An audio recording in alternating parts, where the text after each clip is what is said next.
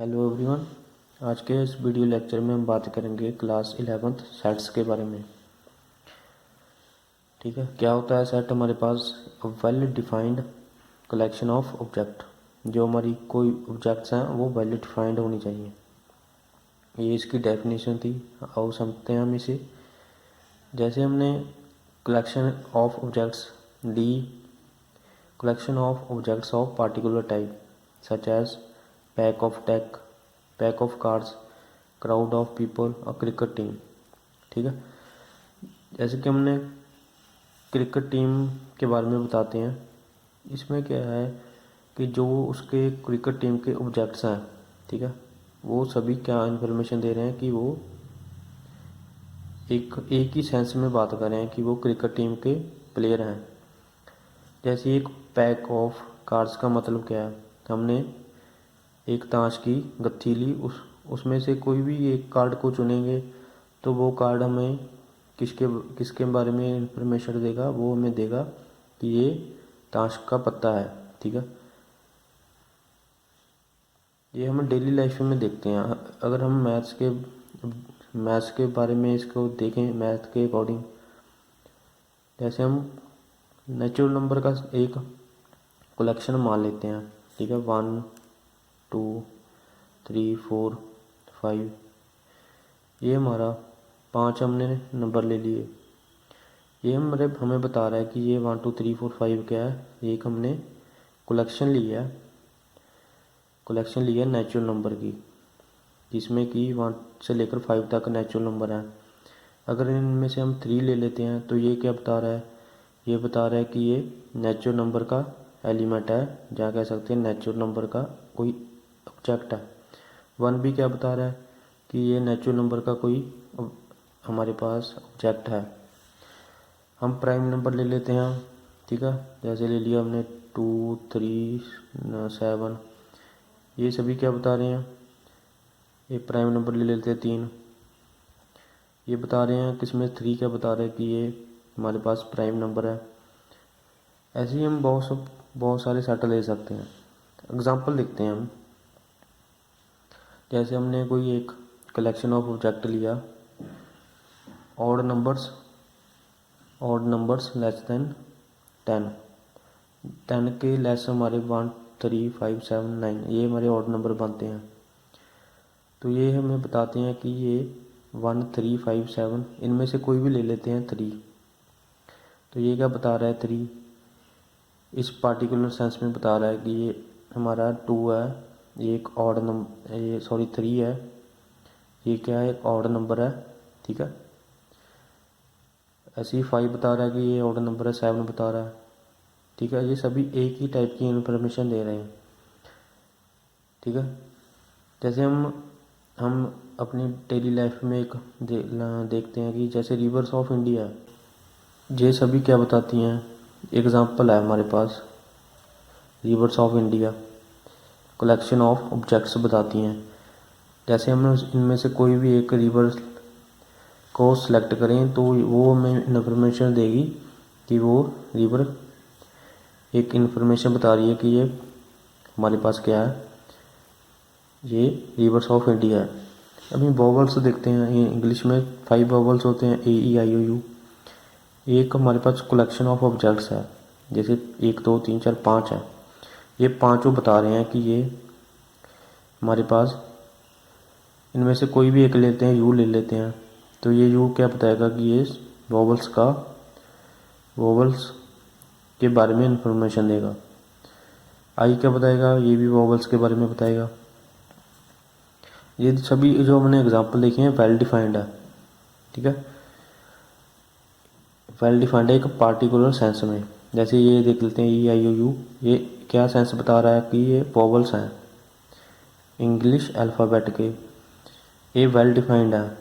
ठीक है, इनमें से कोई भी लेकर देते हैं तो वो एक ही टाइप की इंफॉर्मेशन बताएगा। और हम देखते हैं, जैसे हम एक ये देखें नील रिवर लेते थे, NILE रिवर, ये क्या एक does not belong to collection of objects और रिवर्स ऑफ इंडिया। ये कोई ये इंडिया की रिवर नहीं है। ये क्या बता रही है, ये रिवर्स के बारे में तो बता रही है, पर ये हमने इंडिया की रिवर में ये नहीं आती, इंडिया की रिवर में ये रिवर नहीं आती। ये हमने देख के लिखा है, ये does not belong to collection of objects और रिवर्स ऑफ इंडिया। ये इंडिया की रिवर में बिलोंग नहीं करती। तो ये हमें जो पार्टिकुलर सेंस में हमें इन्फॉर्मेशन चाहिए, जैसे कि हमने तो कहा है कि रिवर्स ऑफ इंडिया लिया है, तो उसमें से हम ए नहीं उसमें लिख सकते नील रिवर, क्योंकि ये इंडिया की रिवर नहीं है। ठीक है, जैसे हम गंगा ले लेते हैं, ये रिवर ऑफ इंडिया है।